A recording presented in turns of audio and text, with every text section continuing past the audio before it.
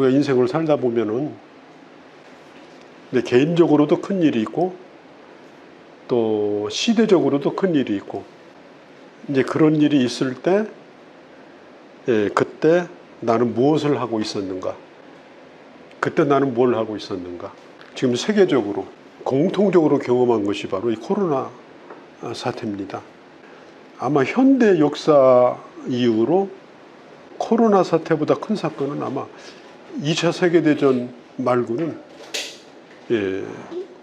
없다고 생각을 합니다. 그 정도로 온 지구 전체가 충격 가운데 빠졌습니다. 뭐 미국에서 몇 명이 죽고 영국에서 몇 명이 죽고 뭐 중국에서 몇 명이 죽고 그것도 뭐 100명, 200명이 아니에요. 그런 소식을 계속 들으면서 얼마 지내왔느냐 그렇게 하면서 3살을 더 먹었습니다. 어떤 똑같은 일을 겪으면서 3살을 더 먹을 동안 겪었다고 하면 할 얘기는 있어야 될 거 아니에요. 나 열심히 마스크 쓰고 다녔다. 그것만 가지고 안 되잖아요. 아, 그때 나 굉장히 힘들었다. 나 예방주사 3번 맞았다. 그건 다 맞는 거죠. 그때 나는 그 기간이 내 인생에 어떤 의미가 있었는가. 또 그 이전과 그 이후가 내 삶에 어떤 변화가 일어났는가. 또 하나님의 일을 하는 사람들에게는 내 사역에 어떤 새로운 계기가 어떻게 되었는가. 이런 것에 대해서 우리는 분명히 이제 구역 식구들 만나서 대화를 나누면서 할 얘기가 있어야 됩니다. 우리가 그런 것들을 한번 정리를 하면서 시간을 가져보려고 합니다. 저는 계속해서 매스컴을 통해서 들었던 것이 뭐냐? 숫자였었어요. 숫자. 계속 발표되는 게 뭐냐면 전사자 숫자입니다. 지금 이 코로나 사태가요, 거의 똑같아요. 이건 거의 이게 전쟁입니다. 전쟁. 경제적으로도 큰 충격을 받았죠. 가게들이 문을 닫고. 그런 것이 지금 한두 군데가 아닙니다. 그냥 유지가 안 되니까 코로나 사태가 오는 순간부터 한 2년, 3년 계속 예배를 참석하지 않은 거예요. 그렇게 하다 보니까 믿음도 다 떨어지고 이제는 교회와 상관없이 그렇게 살아가는 사람들이 지금 한 30%가 된다고 합니다. 저도 그렇고 여러분들도 교회 리더가 아닙니까? 그럼 교회 리더로서 그러면 앞으로 우리는 어떻게 해야 되나? 어떻게 해야 되나? 이 고민을 지금 하지 않을 수가 없어요. 아주 중요한 전제가 있습니다. 그게 뭐냐면 하나님은 우리와 함께 하신다 하는 겁니다. 오늘 이 시대 속에 새로운 시대에 우리가 들어가는데 그 시대에 하나님이 함께하는 새로운 시대에 우리는 들어가는 것이다. 전혀 우리가 경험해보지 않았지만 우리 주님도 마찬가지잖아요. 우리 주님도 한 번도 안 걸어보지 않은 그 조그만 땅에 오셔가지고 전혀 새로운 사람들 만나고 새로운 반대도 부딪히고 그러면서 주님은 십자가까지 지셨거든요. 그러니까 우리도 지금 그런 시점에 와 있는 것이다. 정말 이 건물이 교회냐 이것에 대한 물음이 지금 신학적으로 굉장히 심각하게 많습니다. 왜냐하면 문 닫아도 교회가 돌아가거든요. 아예 뭐 교인들도 예배 못 드리게 하고 오늘은 예배 쉽니다 그러고 가게 쉬듯이 앞에다 팻말 붙여놓고 몇 달씩 문 닫은 교회도 있고 그렇게 하는데도 교회가 돌아갔어요. 그러니까 교인들 머릿속에는 뭐냐? 그러면 교회가 뭐냐? 교회가 건물이냐? 교회 문을 닫아도 교회가 없어진 게 아니고 예배를 안 드렸어도 교회가 없어진 게 아니고 성도들이 안 모였어도 교회가 없어진 게 아니거든요. 우리가 비대면 예배가 시작이 되고 그러면서 어떤 흐름이 생겼는가 하면은 어디든지 교회가 될 수가 있다. 어디든지. 거실에서도 틀어놓고 예배드리면 거기도 교회가 될 수 있고 숲속에서 모여서 예배드리면 거기도 교회가 될 수가 있고 모여서만 예배드리는 것이 아니라 혼자도 예배드릴 수가 있고 어떤 형태로든지 건물에서 모이지 못해도 교회는 존재했다. 어떤 형태로든지. 그러면 이 건물이라는 게 도대체 뭐냐? 그리고 교회가 앞으로 건물 중심의 사역, 건물에다 사람들 막 때려놓고 막 왁자지껄하는 이제 그런 흐름은 아마 이제 앞으로 많이 줄어들 겁니다. 그런 흐름은. 이제 그런 것을 꿈꾸고 신앙생활을 하는 사람들은 신앙생활을 하는 것 같지 않을 거예요. 옛날에는 매일 교회 왔어요, 매일. 그리고 매일마다 모였어요. 그냥 교회, 사업교회에게 하루라도 안 빼고 이 스케줄이 꽉 찼어요. 오늘은 이 모임, 내일은 저 모임. 그래서 그냥 어지간한 교회 직책을 가진 사람 매일 교회 출근을 해야 그 직책을 유지할 정도로. 이제 그렇게 교회가 그동안에 사실 돌아갔어요. 이제 그렇게 하다 보니까 내가 신앙생활을 하는 건지 교회 일을 하는 건지 뭐 그냥 막 그런 회의도 들고 어떤 때는 지치고 어떤 때는 힘들고 이제 그렇게 하다가 이제 한 2, 3년 동안 쉬었잖아요. 쉬니까 여러분 그런 거 있잖아요. 열심히 하던 것도 쉬면 쉴만 하잖아요. 또 사역자들도 사역을 다 쉬다 보니까 내가 구역장인가? 내가 무슨 뭐 권사인가? 그런 정체성 같은 것도 사실은 이게 거의 뭐 이렇게 생각이 안 날 정도로 좀 혼미해진 그런 상태에 지금 와 있습니다. 앞으로 교회는 단순한 교회로 가야 된다. 단순한 교회. 제거, 선택, 집중. 쓸데없는 것은 다 이제 털어내자. 쓸데없는 거. 안 해도 되는 거. 뭐 하면 나쁘진 않지만 안 해도 되는 것들은 될 수 있으면 좀 줄이자. 그 다음에 정말 교회가 중요한 게 뭔지, 교회가 꼭 해야 될 일들. 그 다음에 예수 믿는 사람으로서 신앙 성장에 꼭 필요한 것들, 이런 것들을 펼쳐놓고 하나하나 선택을 하고, 그 다음에 선택만 하는 것이 아니라 이제는 집중해가지고 이제는 거기에 집중하는 사역을 그렇게 하도록 하자. 핵심적이지 않은 것은 좀 줄이는 게 좋겠다. 특별히 사실 우리 지역에서도 우리 교회 건물이 제일 커요. 여기 바로 요 바운다리에서 우리 교회가 건물이 제일 큰 건물입니다.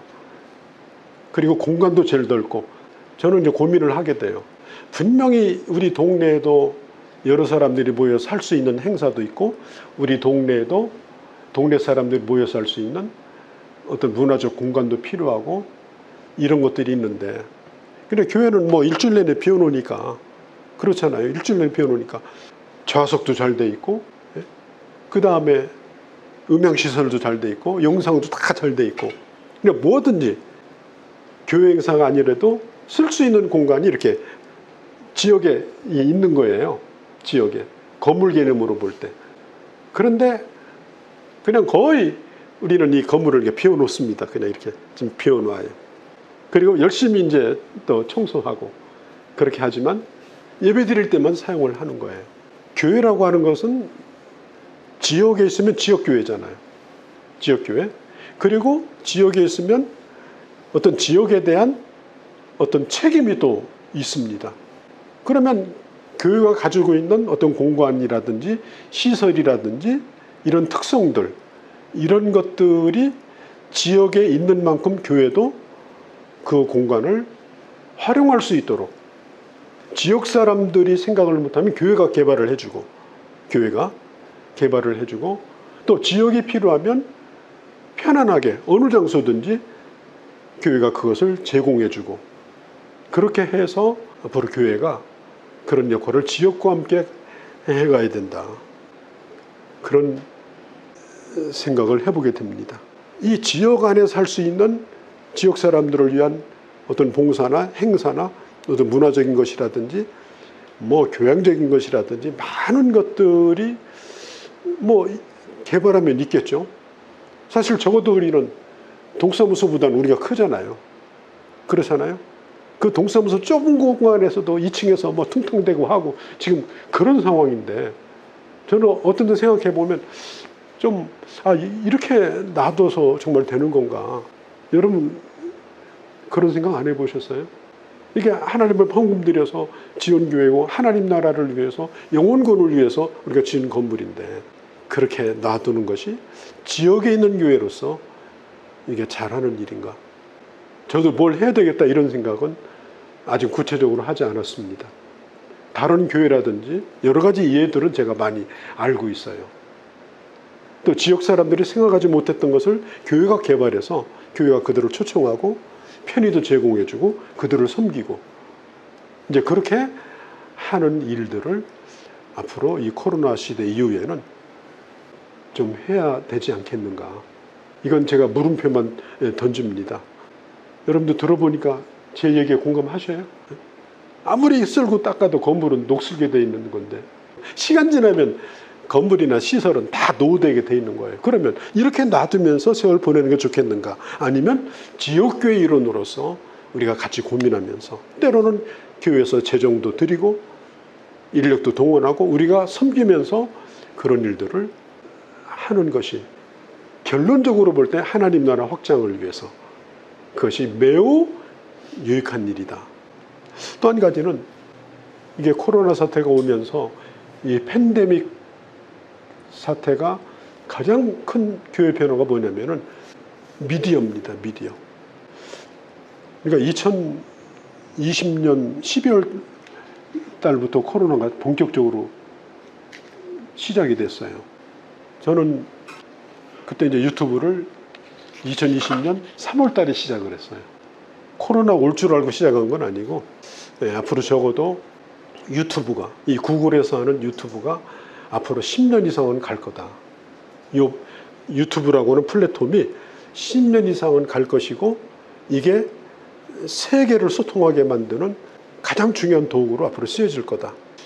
그래서 그때 제가 2020년도 새해를 시작하면서 어떤 방법으로든지 유튜브를 통해서 우리가 하나님의 말씀을 일단 우리 교인들이 같이 공유하고 또 하나님 말씀을 더 넓게 전할 수 있는 기회가 뭔가 그렇게 고민하는 가운데 그때는 장비도 마련하고 또 열심히 공부도 하고 그렇게 하면서 시작을 했어요. 처음에 시작할 때 하루에 2개씩 찍었습니다. 오전에 10분짜리 하나, 오후에 10분짜리 하나. 그것도 영상으로 찍었어요. 그러다 보니까 이건 내가 할 수 있는 일 아니더라고. 할 수 있는 일이.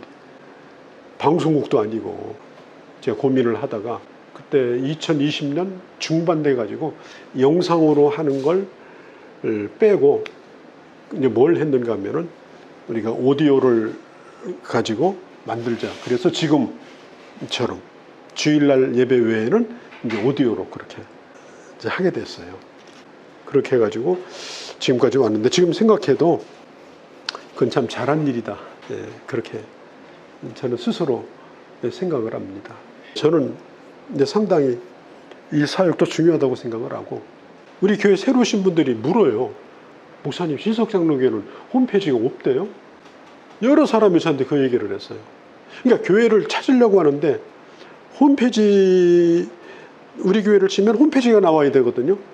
근데 홈페이지가 안 나오는 거예요. 앞으로 시대에 이 홈페이지가 교회 성격, 교회 사역 소개, 그 다음에 사역자에 대한 소개, 그 다음에 말씀을 공유하는 것, 말씀을 공유하는 것, 이제 그런 것들. 그 다음에 또 한 가지는 지금 우리가 지금 카톡, 지금 이제 문자를 올리고 있는데 그 단톡방에만 올라가는 것이 지금 한 500개 이상 됩니다. 500개 이상 단톡방.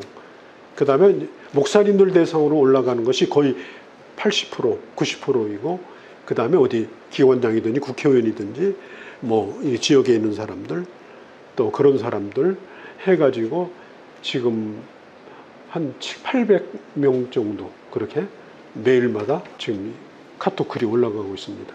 교육정방도 지금 올라가고 있어요. 근데 제가 이렇게 보면은 이것도요 보통 일이 아니에요. 제가 2006년도부터인가 이걸 시작을 했거든요. 하루도 안 빼놓고 이걸 하는데 이제 문제가 뭐냐면은 제 아내한테도 제가 이 얘기를 해요. 이게 빨갛죠? 요 빨간 것이 하루에 오늘 같은 경우도 한 60개 정도 떴어요. 60개 정도 이렇게. 이분들이 누군가 하면 거의 90%가 목사님들이에요. 목사님들. 근데 이게 이제 일입니다. 업무 중에 못하고 집에 가가지고 이제 밥 먹고 나서 앉아가지고 봤다는 것만 표시하는 거. 그래서 그걸 그렇게 합니다. 왜냐하면 본인은 다 개인적으로 올리는 걸 거 아니에요. 그런데 이 목사님 말씀 올린다고 내가 그렇게 해도 한 번도 응답도 안 하네 이러면 또 마음 상하니까 우리 구역정방에도 이제 긴 글을 이제 올리시고 이렇게 하잖아요. 근데 참 이렇게 좋기는 좋은데 이제 긴 글을 올리는 것은 우리 구역장님들이 구역원들하고 그렇게 하셨으면 좋을 것 같아요. 구역원들하고. 구역정방에다 하시지 말고 여러분들의 구역 식구들과 방을 만들어서 활발하게 말씀을 같이 이렇게 공유하면 좋을 것 같아요. 그리고 구역정방에는 한 줄이면 됩니다. 한 줄. 아멘. 제일 좋은 건 아멘이에요. 네, 길게 쓸 필요가 없습니다. 그렇게 하셔서 빼놓지 않고 이렇게 읽었다는 인증샷만 하시면 됩니다. 왜냐하면 길게 쓰시게 되면 다른 사람들은 길게 쓰는 게 부담스럽잖아요. 그죠? 그러니까 포기하는 거예요. 그래서 가장 좋은 것은, 가장 활발하게 단톡방이 이루어지는 것은 댓글이 짧은 단톡방입니다. 제 얘기가 이해되세요? 그러면 우리 김수정 원사님 매일 올리시겠죠. 그죠? 할렐루야 하면 하실 수 있잖아요. 박권 원사님 그렇게 하시겠죠. 그러면요, 이게 굉장히 중요해요. 그래서 단톡방에는 답글을 길게 안 올리는 것이 좋습니다. 그 대신 다 올리셔야 돼. 이해하시겠죠? 짧게 할렐루야 아멘. 그리고 같이 은혜를 공유하는 장으로 이렇게 만들어 가면 더 좋습니다. 이틀 전에 국민일보에서 교회 댓글방을 막아놓는 일들이 지금 늘어나고 있다고 합니다. 심지어 그걸 막 분석해가지고 막 이렇게 비판하는 것도 올리고, 어떤 사람은 도와주세요, 도와달라고, 거기다가 말씀 댓글이 아니라 도와달라고 그렇게 해가지고 지금 어떤 교회들은 아예 그 댓글방을 막아버렸어요. 그래서 우리가 구역장방을 저는 활발하게 좀 모든 구역 그 부구역장님들이 함께 하기를 원합니다. 그 대신 짧게 한 줄 미만으로. 이해하시겠죠? 그 대신 매일 짧게 딱 쓰고, 그리고 서로 이렇게 서로 소통한다고 하는 느낌을 서로 공유하는 것. 이제 그렇게 시작하세요. 아시겠죠? 네, 그렇게 하면 우리 이미성 권사님도 하시고, 박종래 권사님도 하시고, 네? 박봉수 권사님도 하시고, 다 이렇게 같이 하셔서 그냥 짧지만은 그냥 서로 은혜 받은 걸 표시하고, 구체적인 건 누구하고 나누라? 구역 식구들하고 나누라. 이해하시겠죠? 구역 방을 만들어서 거기서는 활발하게 나누셔요. 활발하게. 예루살렘과 온 유대와 사마리아와 땅끝까지 복음 전하려면 결국 뭘로 전해야 돼요? 디지털로 전해야 돼요. 목소리 커가지고 어떻게 전해요? 그러니까 우리가 가지고 있는 디지털 문화, 유튜브를 새신자들한테 공유해 준다든지 보내준다든지, 또 말씀을 지금은 얼마나 이게 카톡이 좋아요. 이걸 가지고 이렇게 사람들과 나누는 건 땅끝까지 복음을 전하는 아주 좋은 도구가 바로 이 미디어 사역이다. 저는 구역장님들이 이걸 활발하게 사용할 수 있기를 바랍니다.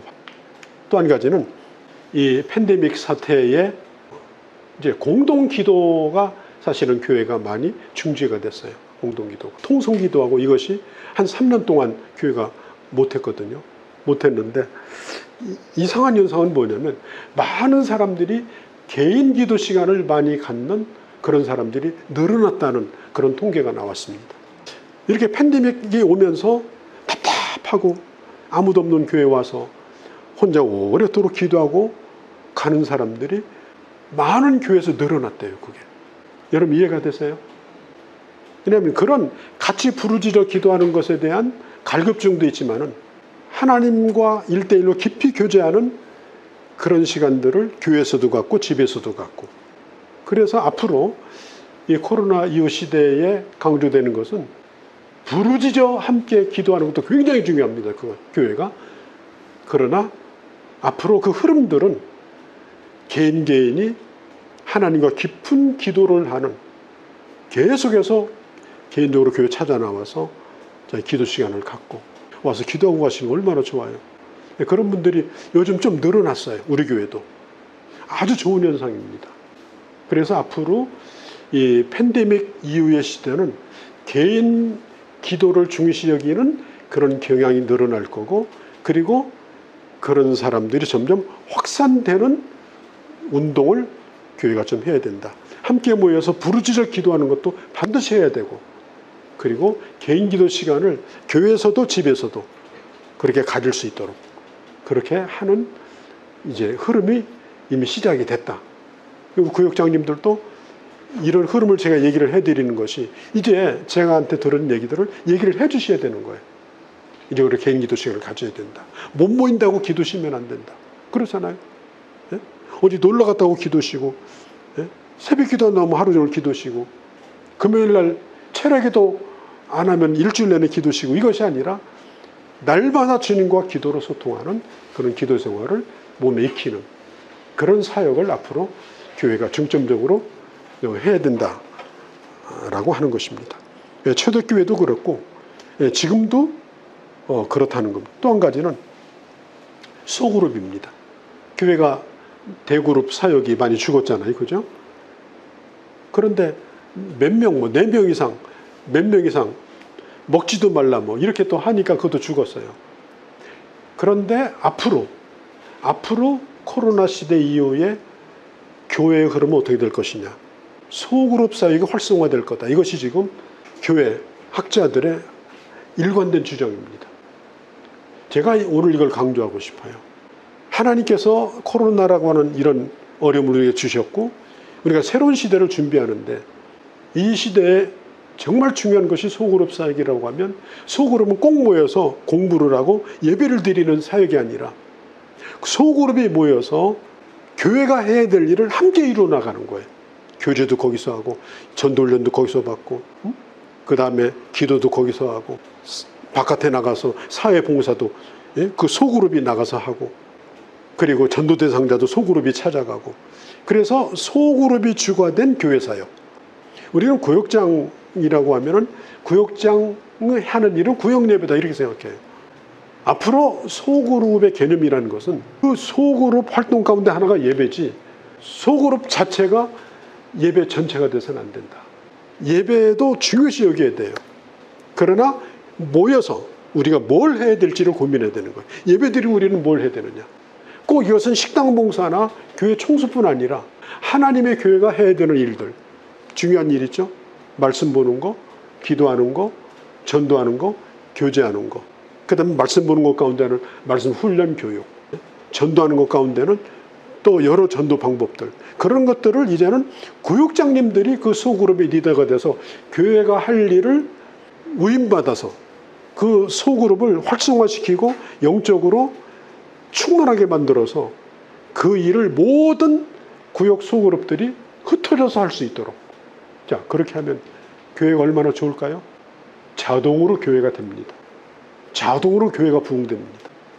앞으로 교회가 해야 될 이 소그룹 사역은 구역 예배가 아닌 교회가 해야 될 일을 소그룹이 그 일을 리더가 이끌면서 그 일을 해야 되는 그런 시대가 왔습니다. 제 얘기를 마음에 깊이 새기고 구역 식구들을 설득을 해야 돼요.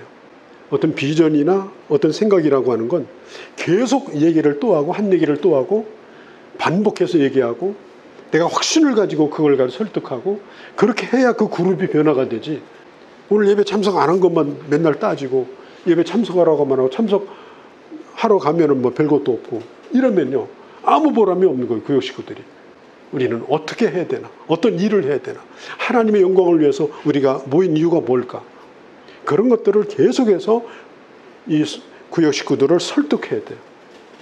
그리고 구역장들이 확실한 방향을 가지고 나가야 돼요. 앞으로 구역 훈련할 때 그런 부분도 여러분들하고 좀 나누도록 그렇게 하겠습니다. 그 다음에 커뮤니케이션을 늘려라. 코로나 이후 시대를 대비하라는 책에 보면요 이런 얘기를 썼어요. 커뮤니케이션을 가능한 늘려라. 과도하다고 생각될 정도로 커뮤니케이션이 필요하다. 지금뿐 아니라 어떤 시기나 커뮤니케이션은 항상 중요하다. 교회에서 아주 중요한 것이 뭐냐면 교인들과 소통하는 거예요. 항상 교인들은 교회와 소통한다는 느낌을 어디서 받는가? 구역 구역을 중심으로 소통이 이루어지면 그게 교회와 소통을 한다는 느낌을 늘 받으며 살아갑니다. 소통은 아무리 강조해도 과하지 않습니다. 먹고 놀라 이런 게 아니에요. 서로 마음과 마음이 열려져서 어떤 얘기든지 서로 나눌 수 있고 또 공유할 수 있고 사역도 함께 할 수 있을 정도로 소통이 왕성하게 이루어져서 그게 팀워크가 잘 되어져야 이 구역이 살아나요. 그렇게 하려면 소통이 매우 중요한 거예요. 소통은 뭘 하라 이렇게 명령하는 게 아닙니다. 구체적인 것을 얘기를 하고 그리고 함께 그 사역을 공유하고 그리고 함께 고민하고 소통하면서 그 일을 함께 이루어 나가는 그런 소통을 의미하는 겁니다. 작은 일도 마찬가지예요. 목회자와 사역자들과 소통을 해야 됩니다.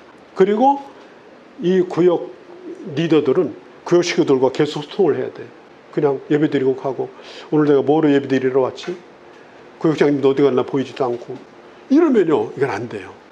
늘 깨어 있어서 소통이 이루어지고 그 소통은 뭐하고 이어지느냐? 하나님의 일을 할 때 적재적소에 그 사람이 할 수 있는 일을 구역장이 그 사람에게 얘기를 하고 그 다음에 함께 할 수 있으려면 그 소통이 이루어져야 이게 팀워크가 돼서 하나님의 사역이 되는 거예요. 아까 얘기했던 건강한 소그룹이 가능한 겁니다. 그렇게 하면 뭐가 필요하다? 소통이 필요하다. 소통은 아무리 해도 지나치지 않다. 이해하시겠죠? 소통은 아무리 해도 지나치지 않아요. 소통이 이루어지면 내가 오늘 예배 드리러 왔고 나는 위치가 어디고 내가 앞으로 갈 길이 뭐고 이걸 알고서 신앙생활을 하는 거다고. 소통 없이 그냥 예배 드리고 가는 거다고. 차원이 다르잖아요. 그러니까 이 구역 리더들은 어떤 것보다도 소통을 중요하게 생각해라. 그래서 서로 인격적인 그런 관계를 서로 가질 수 있도록 그렇게 최선을 다해라 하는 겁니다. 팬데믹의 상황, 이것은 기회다. 저는 결론을 그렇게 말하고 싶습니다. 기회다. 어떤 면에서 보면 백지를 다시 시작할 수 있는 기회예요. 왜? 어차피 다 놓았으니까. 어차피 우리 다 내려놨잖아요. 그러면 다시 완전히 변신해가지고 변신해서 다시 시작을 할 수 있는 기회예요. 옛날처럼 하시지 말고 옛날처럼 해서 됐어요? 안 됐으면 안 된 방법으로 하지 말고 이제야 변할 때 이제 변할 때예요. 옛날식으로 하지 말아요. 구역 예배하면 드려주면 고맙게 생각하고 그렇게 하지 말아요. 제가 했던 얘기를 제가 만들어가지고 제가 올려드릴 겁니다. 여러분 들어보세요. 제가 두서없이 한 얘기 같지만은 상당히 많은 생각을 하고서 드린 얘기입니다. 그 다음에 구체적인 얘기는 아닌데 이게 아주 중요한 원리입니다. 1세기 당시 크리스찬들은 망망대해에 서 있는 사람들이에요. 마가다락방에서 성령 받고 교회가 시작됐어요. 예루살렘은 막 핍박이 몰아쳐요. 그런데 복음을 전해야 돼요. 망망대해예요. 우리 코로나 시대는 일도 아니에요. 어떻게 복음을 전합니까?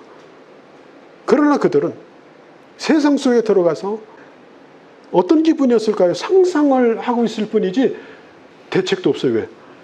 전에 했던 경험도 없잖아요. 아니 예루살렘 교회가 무슨 자료가 있어요? 어느 교회는 이렇게 하니까 되더라. 예수님이 뭐 목회하는 거 가르쳐주고 갔어요? 책자 한 장도 안 남기고 갔어요. 사람들만 딸랑 남겨놓고 갔는데 그 넓은 땅에 어떻게 합니까 도대체. 그야말로 망망대해 홀로 서 있는 것 같지만 그들은 자기에게 주어진 현실을 성령 충만, 말씀 충만, 그 다음에 뜨겁게 교제하고 그 다음에 어떤 일이 있다더라도 도전하고 그렇게 하면서 하나하나 그걸 극복해 나가니까 복음이 우리한테까지 왔잖아요. 그런 거 생각하면 우리는 지금 아까 얘기했죠. 미디어 시대잖아요. 얼마나 많은 사람들하고 소통하고 커뮤니케이션을 할 수가 있어요. 커뮤니케이션을 위한 노력은 과한 법이 없다. 내가 마음을 기울이는 만큼 그 공동체가 마음이 열린다. 이해하시겠죠? 그래서 활발하게 이렇게 활발하게 나누시고 그렇게 해서 교회 식구들이 말씀을 공유하고 그래서 구역대 모이면 그 말씀 또 같이 이렇게 나누고 이렇게 하면 얼마나 좋겠어요. 지금이 기회입니다. 지금이 기회예요. 아브라함은 갈 바를 알지 못하고 메소포타미아 땅에서 가나안 땅으로 돌았어요. 어디로 갈지도 몰라. 허벌판이야. 우리 주님이 그랬어요. 동서남북을 바라보라. 이 땅을 너에게 다 주리라. 하나님도 참 골치 아프셔요. 동서남북 바라보라고 하고 이 땅을 다 주리라고 하면 내가 어디로 가요? 너무나 막연한 얘기잖아요. 내가 너와 함께 하리라. 그런데 우리가 지금 거기에 서 있어요. 우리는 이 시대 어떻게 할지 우리는 잘 몰라요. 그러나 동서남북은 열려져 있어요. 그러면 이것이 기회입니다. 그렇다면 우리는 앞으로 분명하게 하나님 주신 기회를 통해서 우리의 이 사역을 새롭게, 또 교회를 새롭게 다시 만들어갈 수 있는 그런 아주 중요한 시점에 와 있다. 저는 그런 확신을 가지고 있습니다. 주님 말씀했습니다. 제자들을 전도 내보내면서 두려워하지 말라. 세상 끝날까지 내가 너와 함께 할 것이다.